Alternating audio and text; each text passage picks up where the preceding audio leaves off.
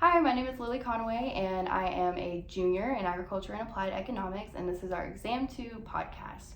I am from Cedar Park, Texas, so and throughout my high school, I was very involved in 4-H and FFA, so I've had lots of experience with agriculture, and it's something that I am very passionate about. So I'm very excited to do this podcast. Hi, I'm Tory. I'm a senior. My major is agriculture education with a focus of leadership. So today we are going to talk about something exciting. Our first topic will be should food be a basic human right? And then our second topic, we're going to go into GMOs, our opinions on those, what they're for, and kind of the history as well. Awesome. So let's jump right into it. So like I said, our first topic we're going to be talking about is should food be a basic human right? In short, yes. Food should be readily available for anybody, no matter their financial standing or their home situations or anything like that.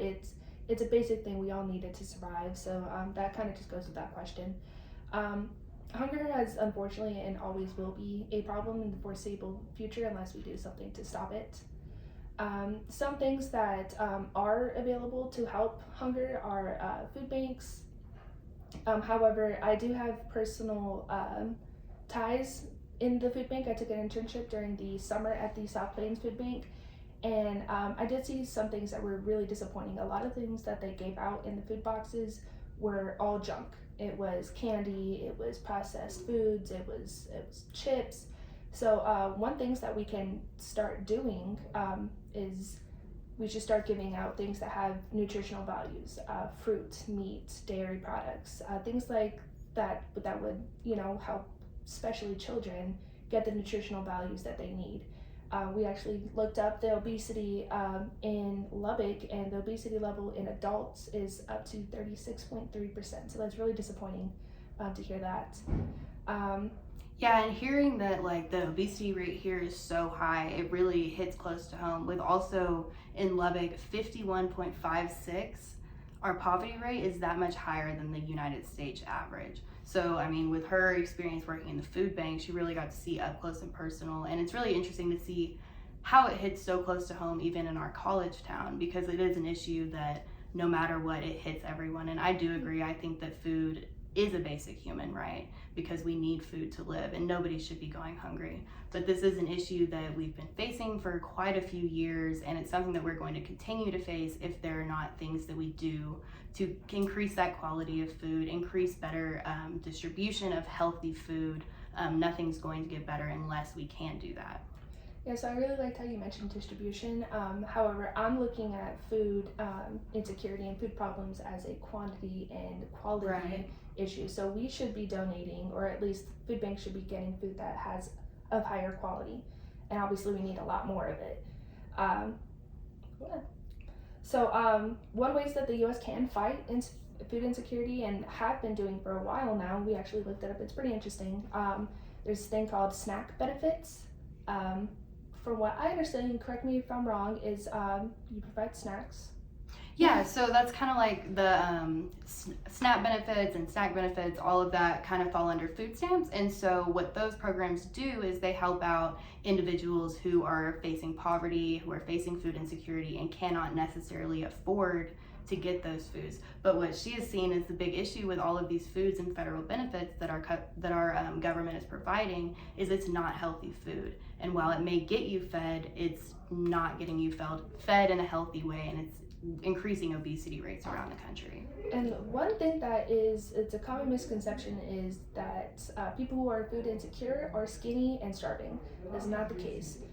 Food insecurity can look like obesity, and we've seen that in the numbers, especially in Lubbock alone. And it's really sad to see, so we do need higher quality food. Another thing that the U.S. has provided, and it's been in process for years, is food banks. But we just talked about how food banks don't always provide the best food. Another really cool thing that at least school does, I don't know if you did this at elementary or high schools or anything like that, is canned food drives. That's a really good way. It is processed food, but you can get your vegetables that way, your fruits and your vegetables and things like that. So in short, food is a basic human right. I agree. And I think one of the biggest things that the United States needs to do in fighting food insecurity is really focusing on getting better distribution of healthy food.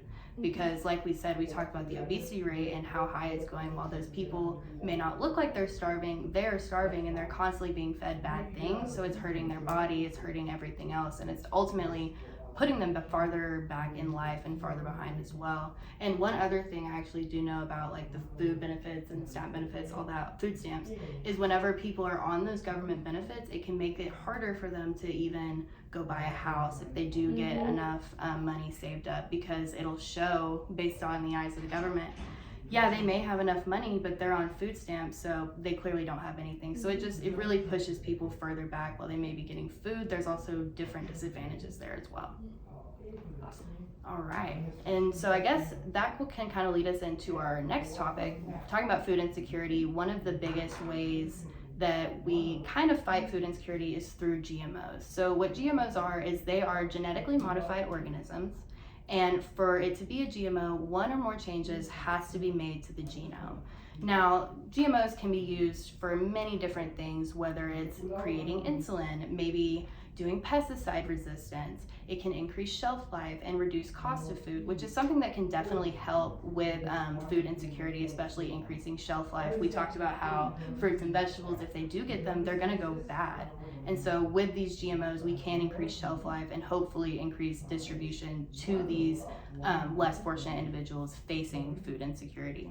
But a little bit of the history of GMOs. So sometimes they get a bit of backlash, and it's understandable. When you learn the history, GMOs were ultimately created by Monsanto.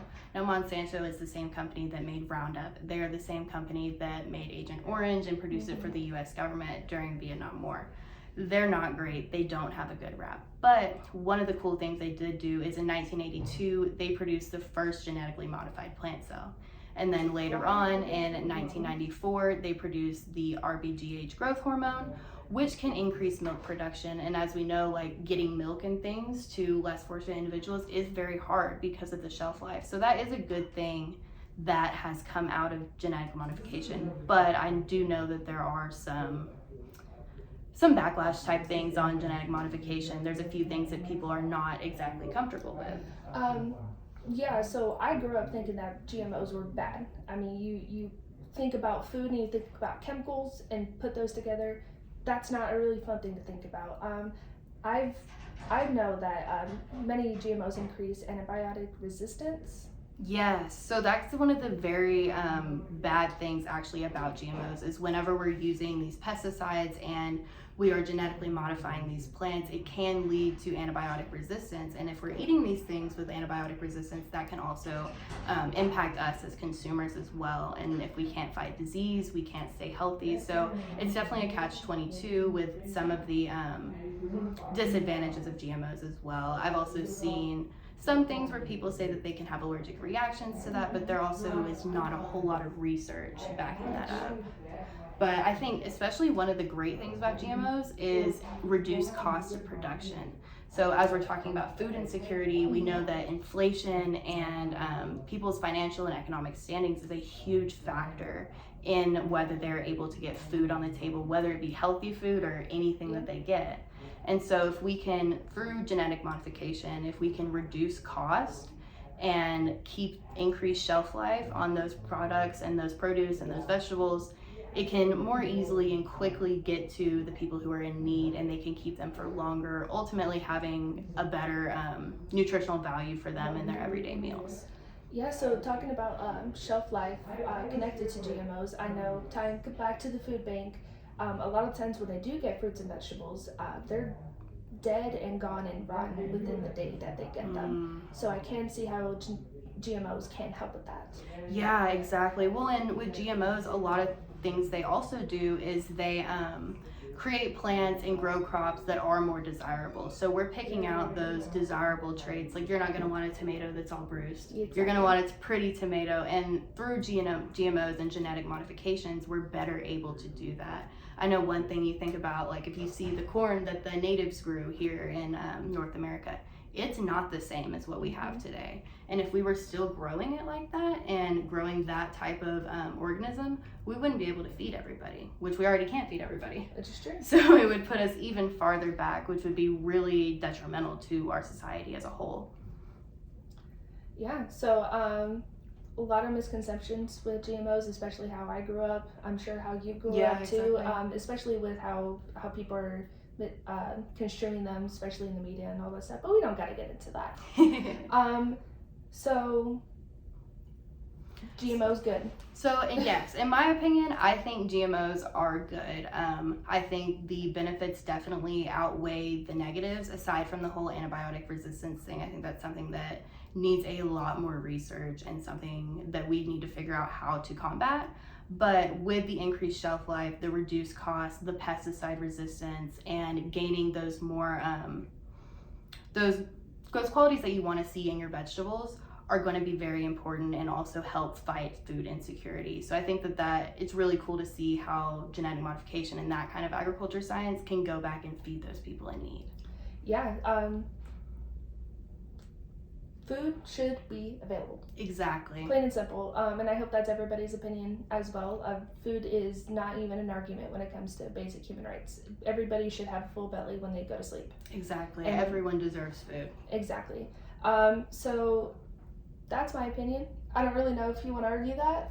I would definitely not argue that people do not deserve food, because clearly everyone needs to eat. I was hungry this morning and it sucked, so I had to eat. And now I'm doing a better job here. And you're thinking about the homeless rate, the poverty rate of Lubbock. Exactly. Just Lubbock in general. It's sad to think about people who are going home hungry and think about, their kids, and it's a really awful thing to think about. So I think we need to work together to provide not only healthier foods, more foods with nutritional value, but foods that are going to last longer. Yes. And be better for those people who need those, who just need food. Exactly. And I think through our government assistance programs, such as like food stamps, if they need to do better about getting healthy food to the table, and through genetic modification and maybe redoing the way that we necessarily distribute food and trying to get healthy, fresh food to individuals through GMOs and through our government assistance programs, is what we really need to do to fight food insecurity. And that's why I'm very much in support of